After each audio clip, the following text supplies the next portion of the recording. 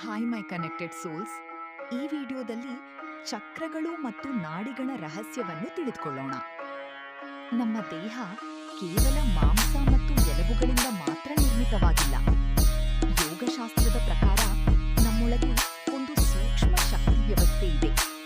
ಆ ಶಕ್ತಿಯ ಕೇಂದ್ರಗಳನ್ನೇ ಚಕ್ರಗಳು ಎಂದು ಕರೆಯುತ್ತಾರೆ ಮತ್ತು ಆ ಶಕ್ತಿ ಹರಿಯುವ ಮಾರ್ಗಗಳನ್ನೇ ನಾಡಿಗಳು ಎಂದು ಕರೆಯುತ್ತಾರೆ. ಆದರೆ ಚಕ್ರಗಳು ದೇಹದ ಯಾವ ಭಾಗದಲ್ಲಿ ಇವೆ? ಯಾವ ನಾಡಿಗಳು ಅಲ್ಲಿ ಸಂಧಿಸುತ್ತವೆ? ಇದರ ಹಿಂದಿನ ಆಧ್ಯಾತ್ಮಿಕ ಮತ್ತು ನರವಿಜ್ಞಾನದ ರಹಸ್ಯ ಏನು ಗೊತ್ತಾ? ನಮ್ಮ ದೇಹದಲ್ಲಿ 3 ಪ್ರಮುಖ ನಾಡಿಗಳಿವೆ.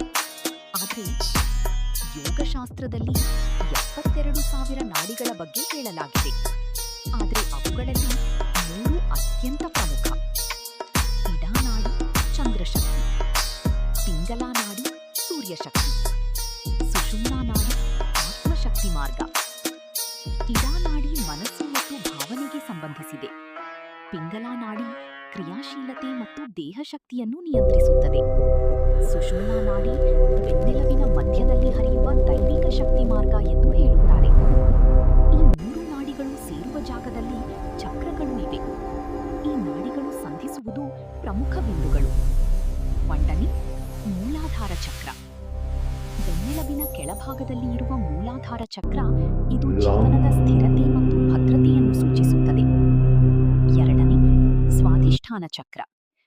ನಾಭಿಗಿಂತ ಕೆಳಭಾಗದಲ್ಲಿ ಇರುವ ಈ ಚಕ್ರ ಭಾವನೆಗಳು ಮತ್ತು ಸೃಜನಶೀಲತೆಯ ಕೇಂದ್ರ.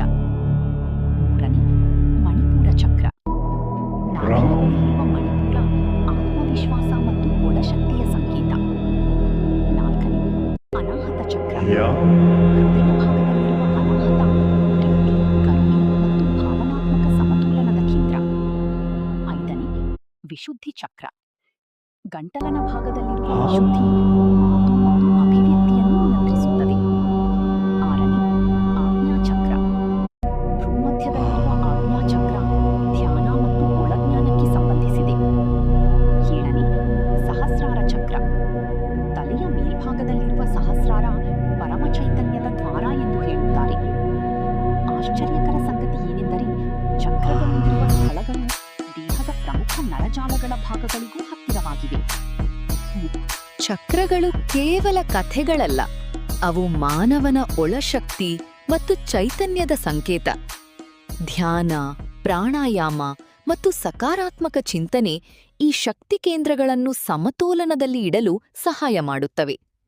ಇಂತಹ ಆಧ್ಯಾತ್ಮಿಕ ವಿಷಯಗಳಿಗೆ ನಮ್ಮ ಚಾನೆಲ್ ಸಬ್ಸ್ಕ್ರೈಬ್ ಮಾಡುವುದನ್ನು ಮರೆಯಬೇಡಿ. ಹಾಗೆಯೇ ಒಂದೊಂದು ಚಕ್ರಗಳ ಬಗ್ಗೆ ಸಂಪೂರ್ಣ ಮಾಹಿತಿಯನ್ನು ತಿಳಿದುಕೊಳ್ಳೋಣ.